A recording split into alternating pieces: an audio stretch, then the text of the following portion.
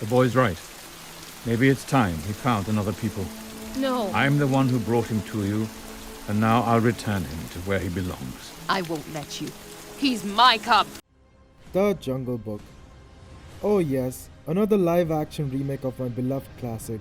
I had no real interest in watching this film. Seriously. Yeah, the trailer had some great CGI effects, but so what? Most films have that now. And who the heck Disney got to direct this time? Jon Favreau? The guy who was in that indie film that I like, Swingers? Just don't think she liked me in that way. Baby, you are so money and you don't even know it. Oh yeah, he also directed Iron Man. This film just seemed to me like another attempt from the Disney Corporation to take a steaming pile of shit on my childhood. I loved the animated one growing up, and the direction that Hollywood is going at the moment with reboots and remakes, I thought this was also going to be a forgettable film within 2 hours after I'm done watching it. But to my actual surprise, not only was it a good adaptation, it might also be better than the original Disney version. Yep, I'm not kidding. It was fantastic.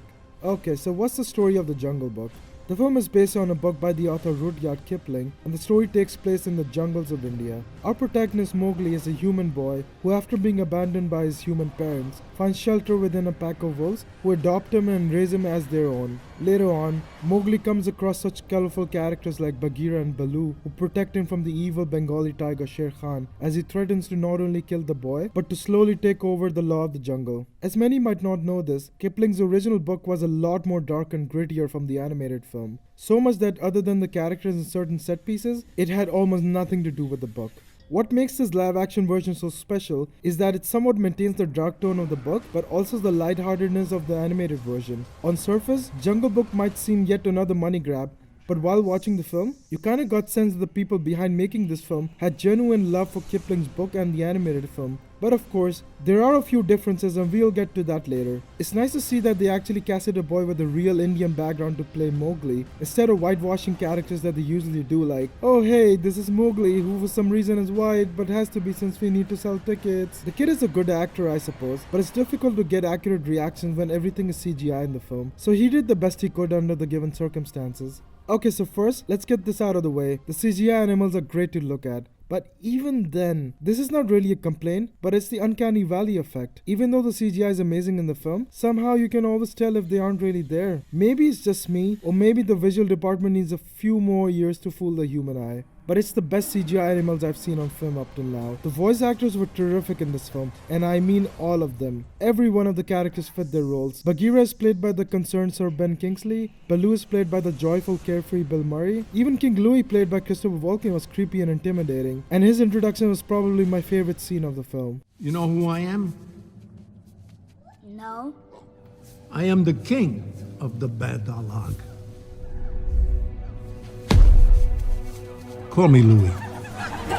But let's get to the character that stole every scene he was in, Sher Khan, played by Idris Elba. Growing up, Sher Khan has always been my favorite Disney villain. He was arguably the first well-mannered, eloquent villain played by the ever-talented George Sanders, way before Hannibal Lecter came onto the screen. And Elba does a fantastic job in keeping true to the character, and the film gives him an amazing backstory that you kind of start sympathizing with him a bit. I almost think it was some kind of man cub.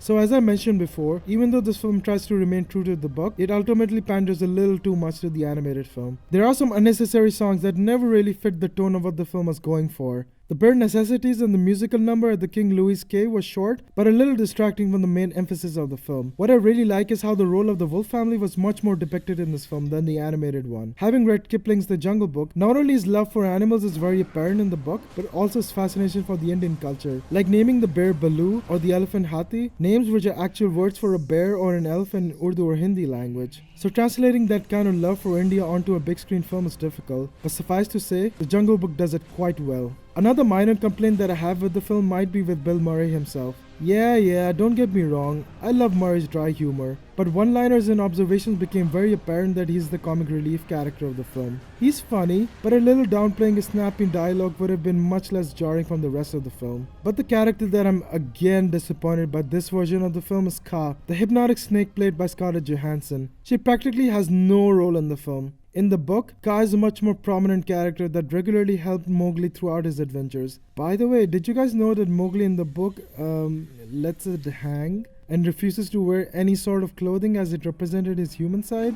Yeah, I can see why they eliminated that factor from the films. I feel that calling Jungle Book a kids film is undermining the potential of it, but it's certainly well beyond in terms of creativity and narrative. Might be a little scary for really young kids, I suppose, or maybe not. I watched RoboCop when I was 8 years old, and that didn't fuck up my brain one bit.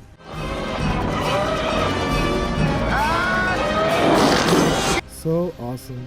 Ultimately, what it comes down to is how well the film itself was executed.